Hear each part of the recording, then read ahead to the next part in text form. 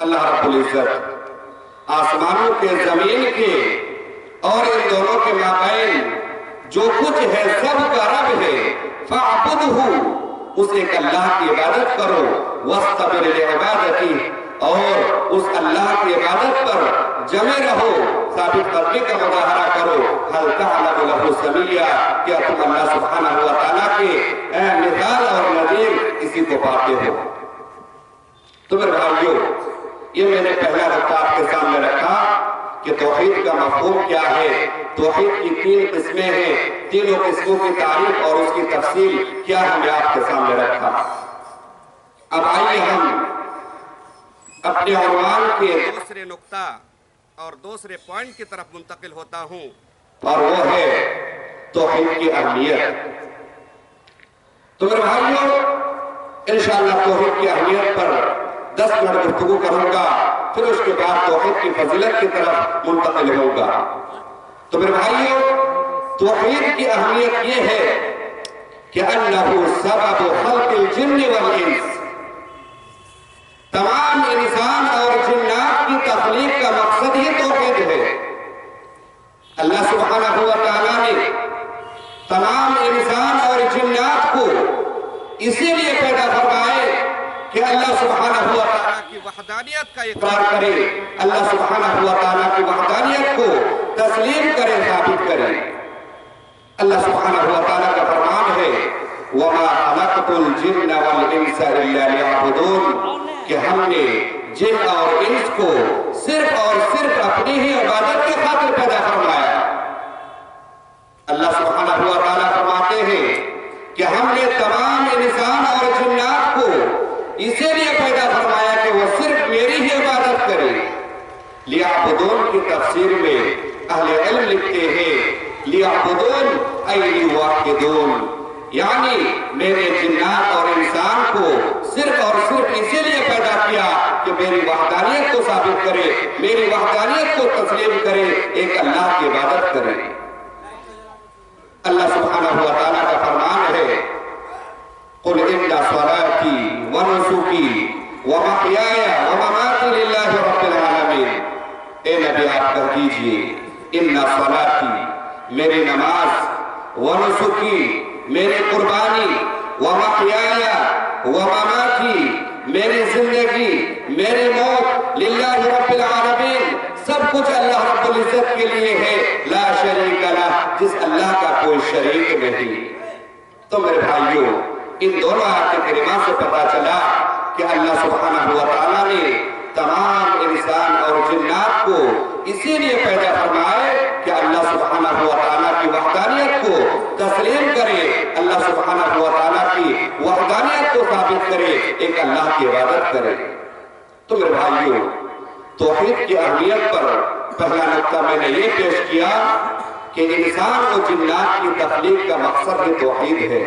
توحید ہی وہ چیز ہے جس کے خاطر اللہ سبحانہ وتعالیٰ تمام انسان اور جنات کو پیدا فرمایا ہے۔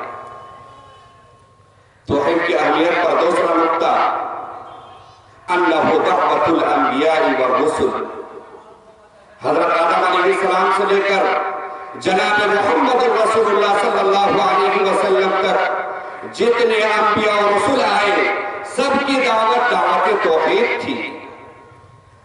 سارے انبیاء و رسول اپنے قوم سے یہی خطاب فرمائے یا قوم اعبدوا اللہ ما لکم من الہ غیرہ، اے میرے قوم ایک اللہ کی عبادت کرو جس اللہ کے سوا تمہارا کوئی معبود برحق نہیں۔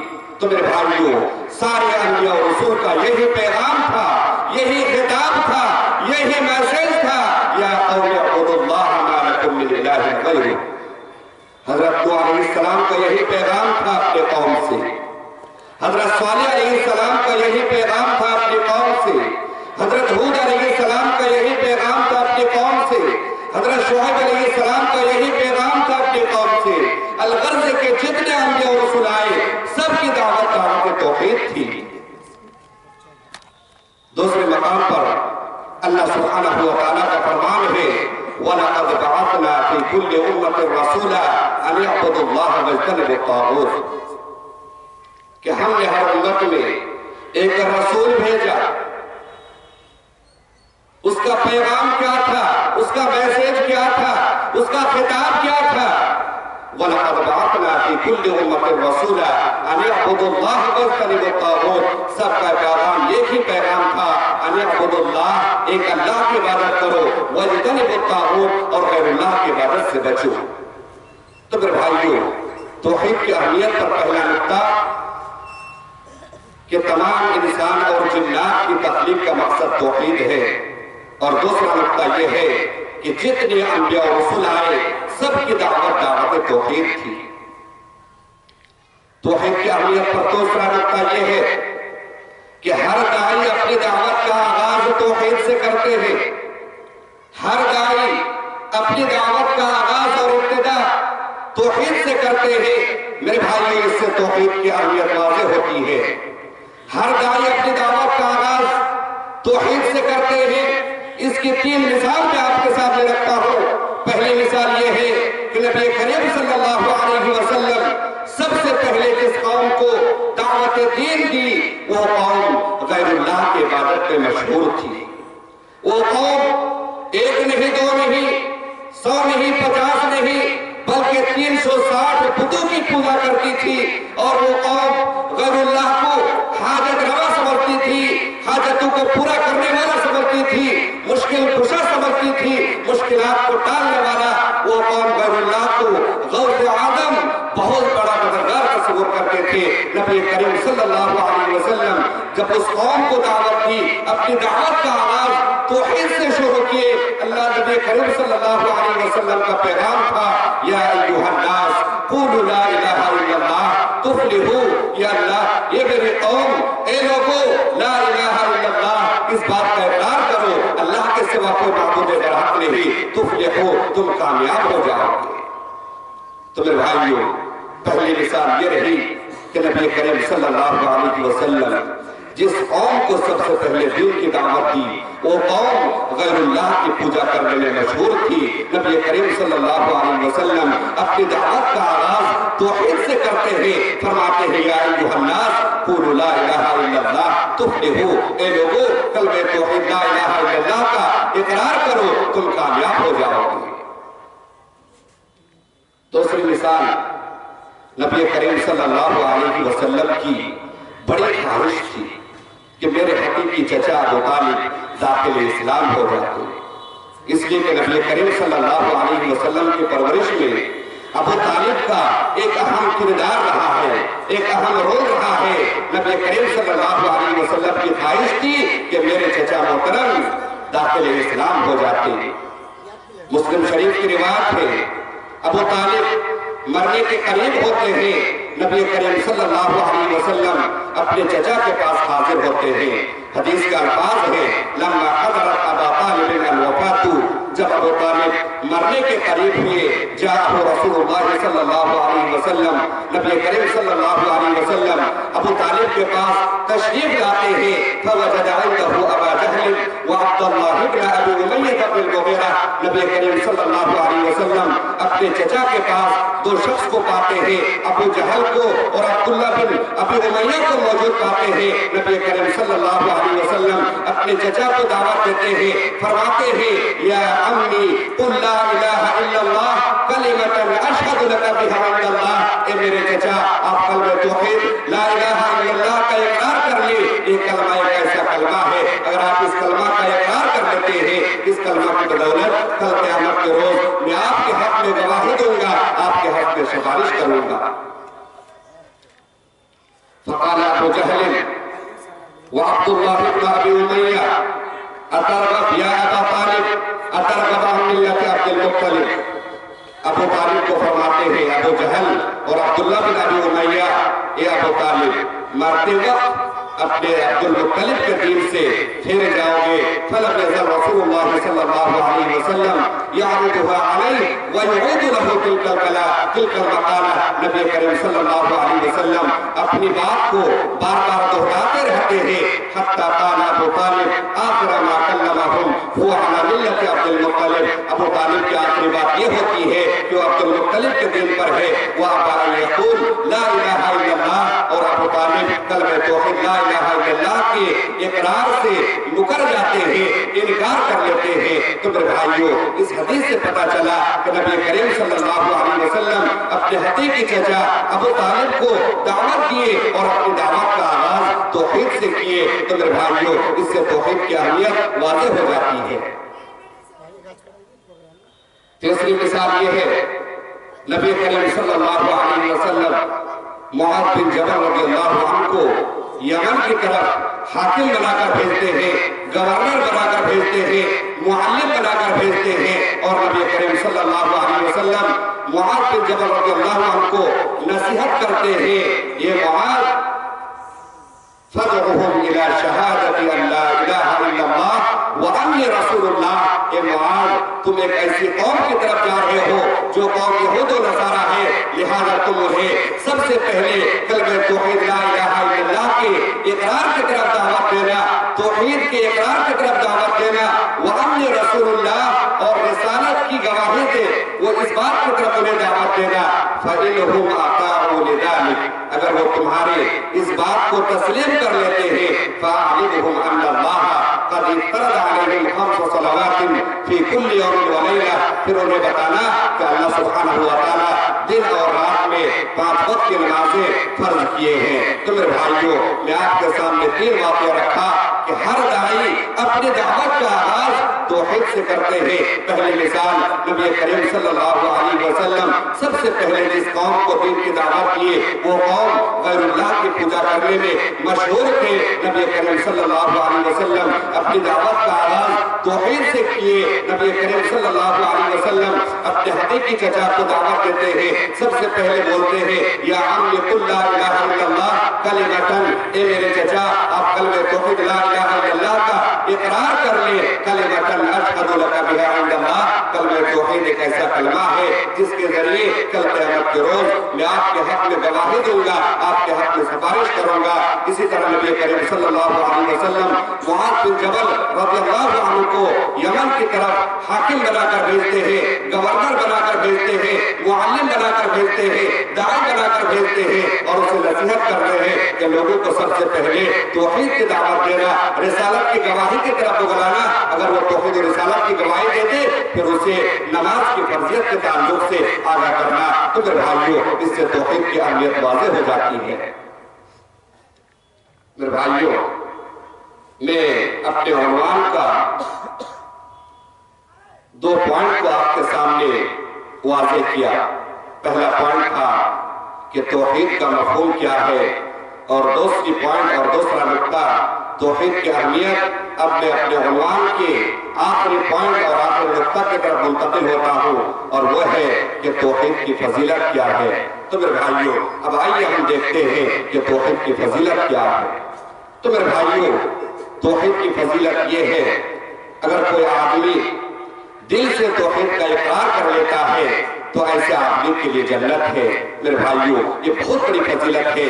توحید کی فضیلت میں یہی ایک نقطہ کافی ہے، اگر کوئی آدمی دل سے توحید کو اقرار کر لیتا ہے، تسلیم کر لیتا ہے، تو میرے بھائیوں ایسے آدمی کا ٹھکانہ جنت ہے۔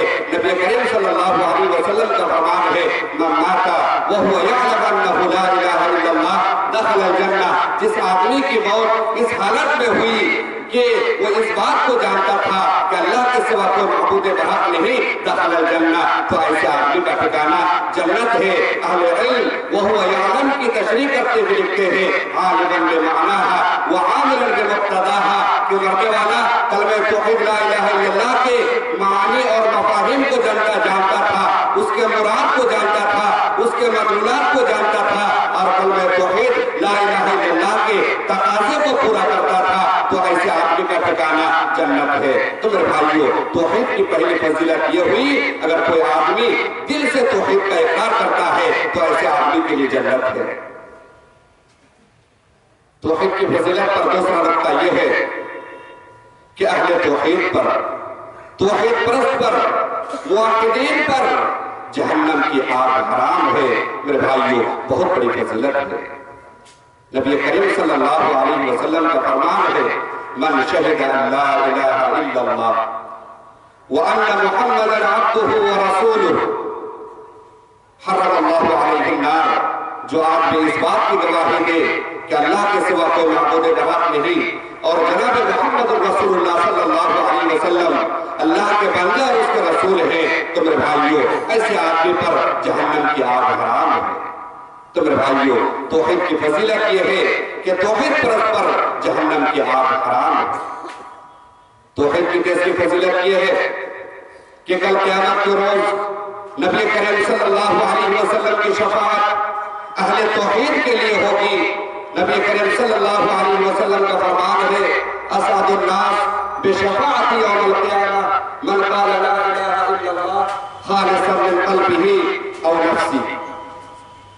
اسعد الناس بشفاعت یوم القیامہ، کل قیامت کے روز میری شفاعت کے مستحق وہ لوگ ہوں گے جو اس بات کی گواہی دے اللہ کے سوا کوئی معبود برحق نہیں، خالصا من قلبہ، اخلاص کے ساتھ کلمہ توحید لا الہ الا اللہ کی گواہی دے، کلمہ توحید لا الہ الا اللہ کا اقرار کرے۔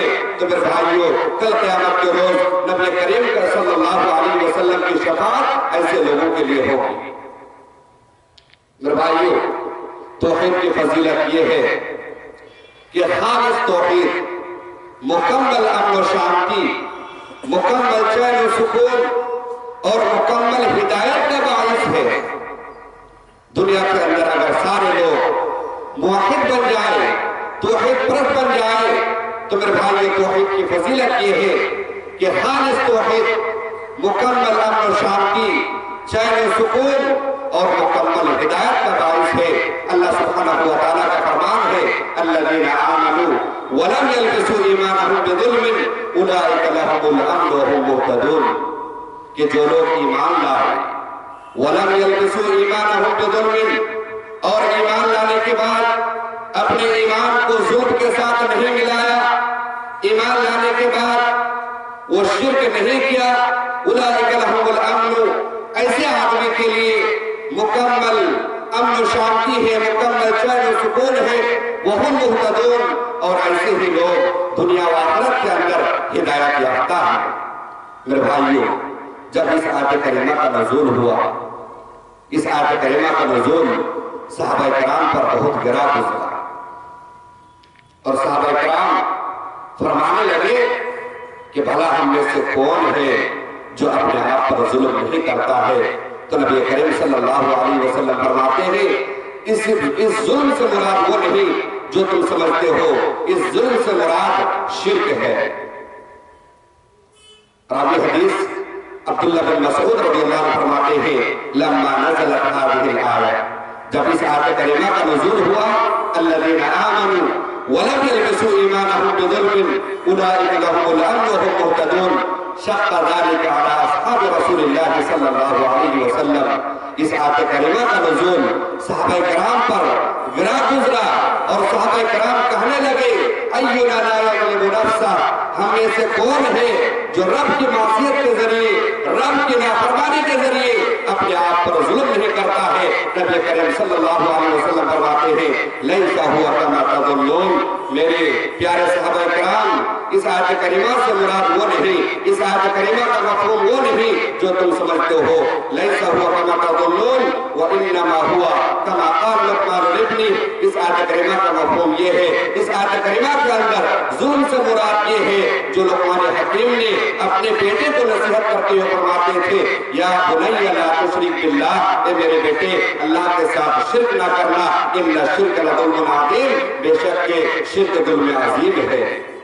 تو میرے بھائیوں یہ توحید کی بہت بڑی فضیلت ہے کہ اگر ہم اور آپ توحید پرست بن جائیں، اہل توحید بن جائیں، موحدین بن جائے، تو میرے بھائیوں روئے زمین پر مکمل امن و شانتی ہوگی، مکمل چین و سکون ہوگا، سارے لوگ دنیا کے اندر بھی ہدایت یافتہ ہوں گے، اور آخرت کے اندر بھی ایسے لوگ کا ٹھکانہ اور انجام بہتر ہوگا، جنت ہوگا۔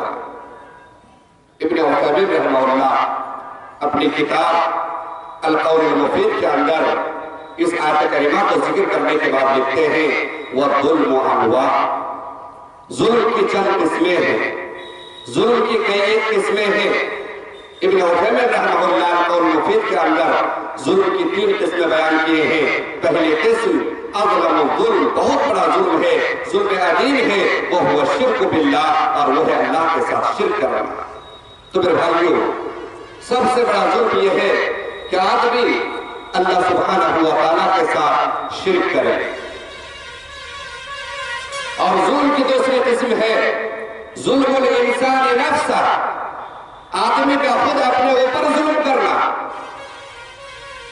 اللہ سبحانہ و تعالیٰ کا فرمان ہے وَمَن يَتَعَدَّ حُدُودَ اللَّهِ فَقَدْ ظَلَمَ نَفْسَهُ، جس نے اللہ سبحانہ و تعالیٰ کے حدود کو پامال کیا، شریعت کے احکام کو پامال کیا، فَقَدْ ظَلَمَ نَفْسَهُ، اس نے اپنے آپ پر ظلم کیا۔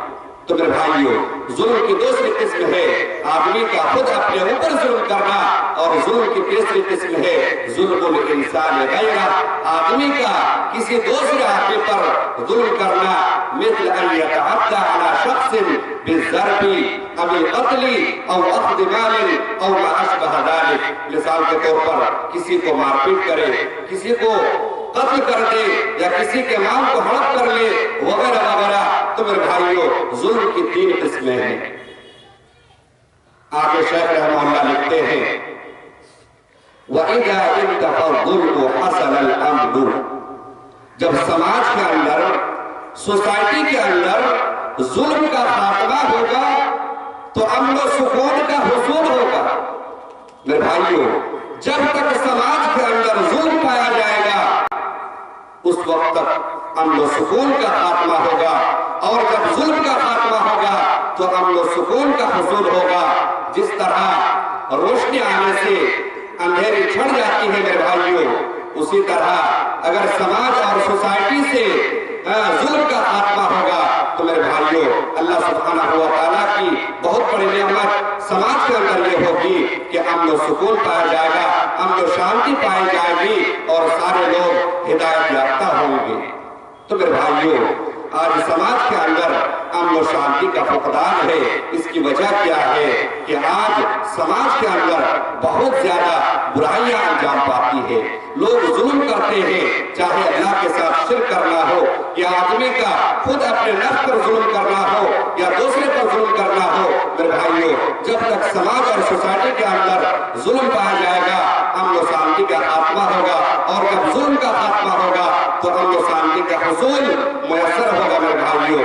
اس لیے آپ سامعین سے گزارش کرنا چاہوں گا میرے بھائیوں، آپ ظلم سے گریز کریں، پرہیز کریں، اجتناب کریں، سب سے پہلے شرک سے بچیں، اپنے آپ پر ظلم کرنے سے بچیں، دوسرے پر ظلم کرنے سے بچیں۔ میرے بھائیوں، میرا وقت ختم ہوتا ہے، 1-2 بات بول کر میں اپنی بات ختم کروں گا۔ میرے بھائیوں، توحید دین اسلام کے 5 ارکان میں سے پہلا رکن توحید ہے۔ تو میرے بھائیوں، اس سے بھی توحید کی اہمیت واضح ہوتی ہے۔ نبی کریم صلی اللہ علیہ وسلم کا فرمان ہے بنی الاسلام علی 5 شہادت ان لا الہ الا اللہ، دین اسلام کی بنیاد 5 چیزوں پر ہے۔ ان میں پہلی چیز یہ ہے آپ بھی اس بات کی گواہی دے کہ اللہ کے سوا کوئی معبود برحق نہیں، اور جناب محمد رسول اللہ صلی اللہ علیہ وسلم اللہ کے بندے اور اس کے رسول ہے۔ نماز قائم کرے، زکوٰۃ دے، بیت اللہ کا حج کرے، ماہ رمضان کا روزہ رکھے۔ تو میرے بھائیوں، دین اسلام کے 5 ارکان ہیں، ان میں پہلا رکن توحید و رسالت کی گواہی ہے۔ میرے بھائیوں، اس سے بھی توحید کی اہمیت واضح ہو جاتی ہے۔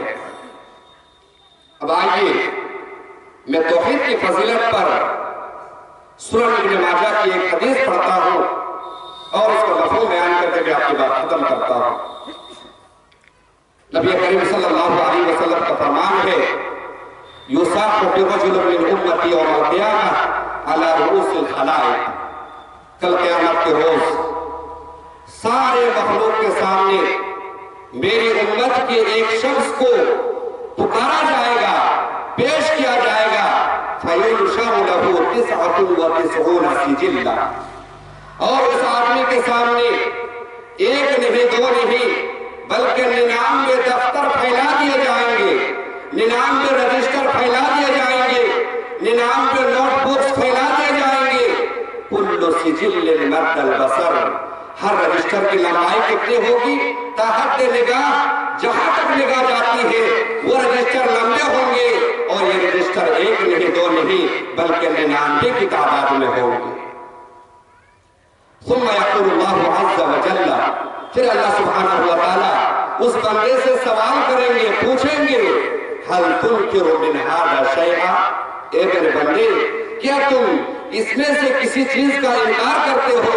فیقول لا یا ربی، وہ بندہ کہے گا نہیں ہے میرے رب۔ پھر اللہ سبحانہ و تعالیٰ کہے گا اظلمت کا کتبتی الحافظون، کیا دنیا کے اندر میرے محافظ فرشتے تمہارے اوپر جو فرشتے لکھنے کے لیے متعین تھے، کیا اس نے تم پر ظلم کیا ہے؟ وہ کہے گا نا، نہیں، لا نہیں۔ پھر اللہ سبحانہ و تعالیٰ اس سے کہے گا اَلَكَ عَنْ ذَلِكَ حَسَنَةٌ، اے میرے بندے ان 99 دفتر کے علاوہ کیا تمہارے پاس کوئی نیکی ہے؟ فَيُحَابُ الرَّجُلُ، وہ آدمی ہکا بکا ہو جائے گا، چوک جائے گا اور کہے گا لا نہیں۔ اللہ سبحانہ و تعالیٰ کہے گا بلا ہاں، اِنَّ لَكَ عِنْدَنَا حَسَنَاتٍ، ان 99 دفتر کے علاوہ بھی تمہاری میرے پاس کچھ نیکیاں ہیں۔ اللہ سبحانہ و تعالیٰ کہے گا اِنَّهُ لَا ظُلْمَ عَلَيْكَ الْيَوْمَ، آج کا دن وہ دن ہے کہ آج تم پر ذرہ برابر ظلم ہونے والا نہیں ہے۔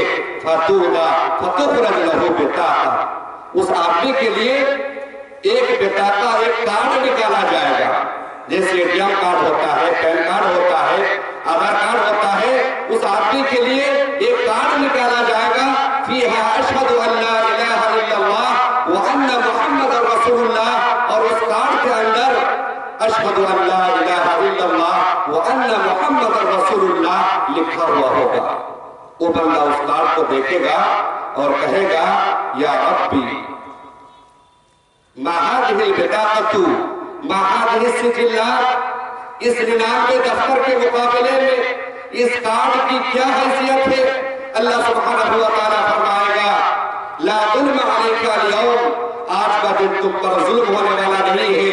فَتُوْضَعَ السِّجِلَّاتُ فِي كِفَّةٍ، وہ 99 دفتر ترازو کے ایک پلڑے میں رکھا جائے گا، وَالْبِطَاقَةُ فِي كِفَّةٍ، اور اس کارڈ کو ترازو کے دوسرے پلڑے میں رکھا جائے گا۔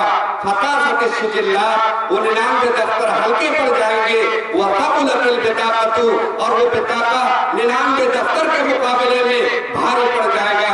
اللہ اکبر۔ میرے بھائیو، سنن ابن ماجہ کی روایت ہے، حدیث نمبر 4343، میرے بھائیو اس حدیث سے توحید کی اہمیت بالکل واضح ہو جاتی ہے۔ ایک کارڈ ہوگا، معمولی کارڈ، اس کارڈ کے اندر کلمہ توحید لا الہ الا اللہ اور واشہد ان محمد رسول اللہ لکھا ہوگا، اور وہ کارڈ ترازو کے ایک پلڑے میں رکھا جائے گا، اور وہ 99 دفتر جو تحت نگاہ ہوں گے ترازو کے دوسرے پلڑے میں رکھا جائے گا، لیکن 99 دفتر ہلکا پڑ جائے گا اور وہ معمولی بطاقہ ان دفتر کے مقابلے میں بھاری ہوگا۔ تو میرے بھائیو اس سے کلمہ توحید لا الہ الا اللہ کی اہمیت اور فضیلت بالکل واضح ہو جاتی ہے۔ اللہ رب العزت ہم سب کو کہنے اور سننے سے زیادہ عمل کے توفیق عطا فرمائے۔ آج کے اس خطاب سے میں آپ سامعین تک یہی پیغام پہنچانا چاہوں گا کہ میرے بھائیو توحید کی بہت زیادہ اہمیت ہے، فضیلت ہے، اس لیے ہمارا آپ کی کوشش یہ ہونی چاہیے کہ ہم پکا سچا مومن بنے، موحد بنے، اہل توحید بنے، توحید پرست بنے، اور شرک سے بہت زیادہ دوری بنا کے رکھے۔ میرے بھائیو شرک کے قریب نہ جائے۔ میرے بھائیو کل قیامت کے روز اللہ سبحانہ و تعالی جہنم سے ہر وہ شخص کو نکالیں گے جس کے دل میں بھی ذرہ برابر ایمان ہوگا۔ تو میرے بھائیو آپ کے اس خطاب سے یہی پیغام پہنچانا چاہوں گا کہ آپ موحد بنے، پکا سچا موحد بنے، توحید پرست بنے، اہل توحید بنے اور شرک سے دور رہے۔ اللہ رب العزت ہم سب کو کہنے اور سننے سے زیادہ عمل کی توفیق عطا فرمائے۔ اقول قولی ھذا استغفر اللہ لی ولکم ولسائر المسلمین فاستغفروہ انہ هو الغفور الرحیم۔ السلام علیکم ورحمۃ اللہ وبرکاتہ۔